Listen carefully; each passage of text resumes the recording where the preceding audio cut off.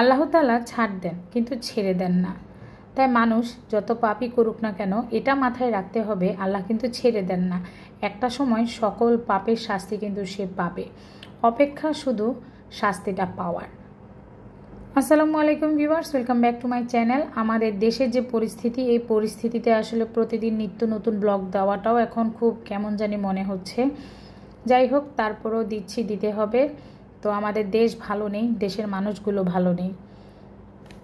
আমি সকাল সকাল ঘুম থেকে উঠেই কিন্তু আজকে একটু গরম পানি করে খেয়ে নিচ্ছিলাম, কারণ এটা আমার একটা হ্যাবিট ছিল, বেশ কিছুদিন ধরে খাওয়া হচ্ছিল না। তো এখন আবার যেহেতু খাচ্ছি, তাই আপনাদের সাথে শেয়ার করলাম। প্রতিদিন সকালে ঘুম থেকে উঠে সামান্য একটু কুসুম কুসুম গরম পানি খেয়ে নেবেন, এতে করে যাদের লিভারের সমস্যা আছে তাদের জন্য উপকার হবে।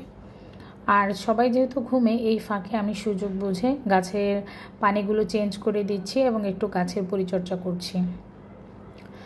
আসলে আমরা গৃহিণীরা এমন কেউ নাই যে যাদের বাসায় মানি প্ল্যান্টস গাছগুলো নেই। আমরা মেয়েরা কিন্তু খুব শৌখিন, আমরা চাই আমাদের সংসারটাকে নিজের হাতে পরিপাটি করে গুছিয়ে রাখতে। আর গুছিয়ে রাখার জন্য মানে ঘরকে সৌন্দর্য কিংবা ঘরের সৌন্দর্য বৃদ্ধির জন্য গাছের কিন্তু ভূমিকা কম নেই। গাছ কিন্তু একটা ঘরের অনেকখানি সৌন্দর্য বৃদ্ধি করে। তাই আমার মতো আমি জানি, আমার আপুদের মতো আমি কিংবা আমার মতো আমার আপুরা অনেকেই গাছ খুব পছন্দ করেন এবং বাসায় গাছ রাখতেও পছন্দ করেন। তো গাছগুলোকে গোসল করিয়ে দিয়েছি সকাল সকাল এবং সুন্দর করে তার নির্দিষ্ট জায়গায় আবার তাকে সেট করে দিয়েছি। এখন ভাবছেন রান্নাঘরে কেন? এদিকে কিন্তু আমার সকালে নাস্তা করা শেষ হয়ে গিয়েছে এবং চাও খাওয়া হয়ে গিয়েছে। আমি রেস্ট নিচ্ছিলাম আর কিছুক্ষণ পরে এসে রান্নাটা বসিয়ে দিয়েছি। আর এখানে লোটে মাছ, সেটা আজকে আরেকটু ফ্রাই করে নিচ্ছি, এটাই লাস্ট। আর কোনো মাছ বেঁচে নেই। তো আমার ছেলে লোটে মাছ ফ্রাই খাবে, তার জন্য আজকে আবার আমাকে লোটে মাছ ফ্রাই করতে হলো। আমার আপু ভাইয়েরা যে যেখান থেকে ভিডিওটা দেখছেন অবশ্যই কিন্তু ফুল ওয়াচ করবেন এবং আমাকে সাপোর্ট করবেন। নিত্য নতুন কোনো না কোনো কিছু নিয়েই কিন্তু আপনাদের মাঝে হাজির হয়ে যাই, তবে কিছু কিছু ইনফরমেশন রাখার চেষ্টা করি। আমরা যেহেতু ঘরে গাছ রাখবো, তাহলে কিন্তু আমাদের প্রতিদিন গাছের পানিটা চেঞ্জ করলে ভালো। আর যদি পারেন একদিন পর পর চেঞ্জ করবেন, যেহেতু ডেঙ্গুর সময়, বর্ষার সময়, এখন কিন্তু গাছ একটু পানিতে কম রাখাটাই উচিত। আর যদি পাথর দিয়ে রাখতে পারেন তাহলে বেশি বেটার হয়।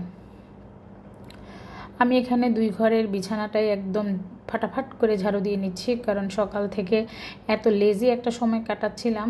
তৌফিক যেহেতু ঘুম থেকে উঠেছে, আমি বিছানা গোছাবো করে আর পারছিলাম না। পরে ফাইনালি ওকে নাস্তা সারিয়ে আমি বিছানাটা গুছিয়ে নিয়েছি।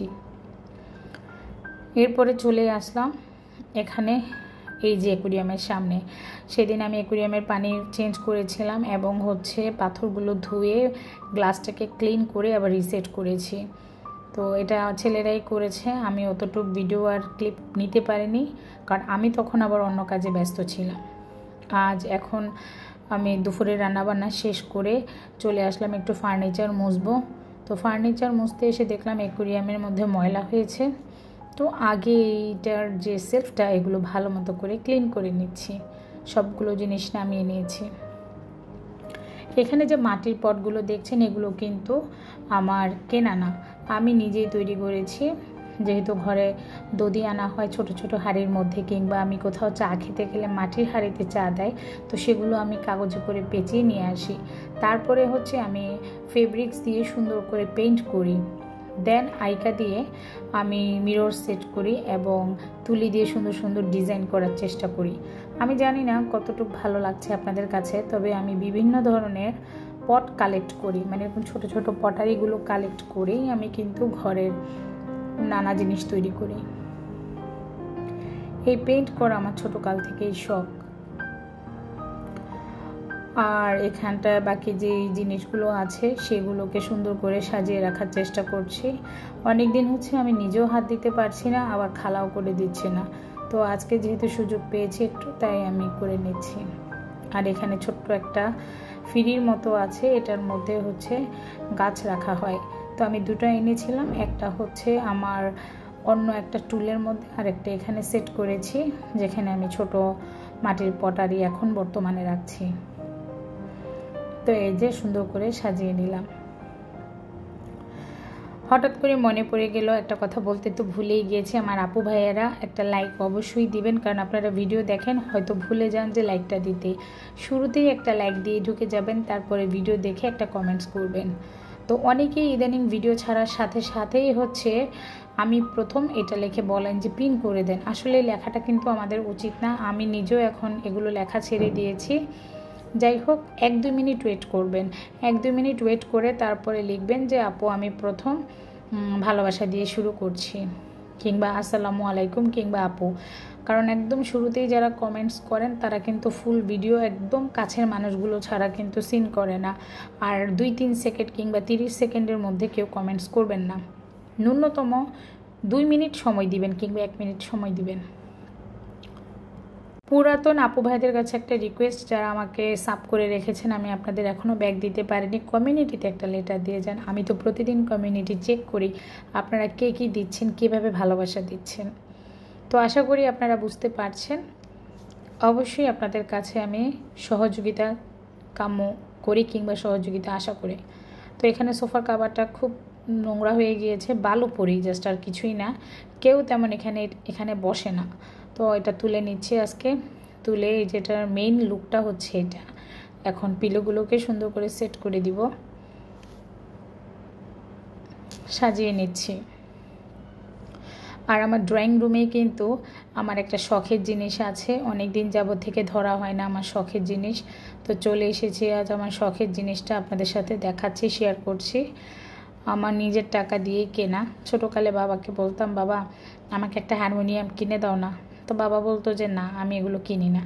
তো আমি নিজেই আমার নিজের টাকায় যখন বড় হয়ে গিয়েছি আমি নিজেই হারমোনিয়াম কিনেছি আমার মেয়ের জন্য। তো মেয়েকে দিয়েছিলাম গান শেখার জন্য, ও যখন 5-এ পড়ে। তো ততদিন থেকেই আমার হারমোনিয়ামটা বেশ কিছুদিন খোলা হয় না। তো আজকে একটু সময় করে খুলে নিলাম, কারণ মনে হয় যে গলাটা বসে গিয়েছে, মাঝে মাঝে একটু ও করলে মনে হয় ভালো হবে। সেই জন্যই আর কি খুলে একটু চেক করছি কোথাও ময়লা আছে কিনা কিংবা কোনো সমস্যা আছে কিনা। তো দেখলাম মেলা ময়লা হয়ে গিয়েছে ভিতরে।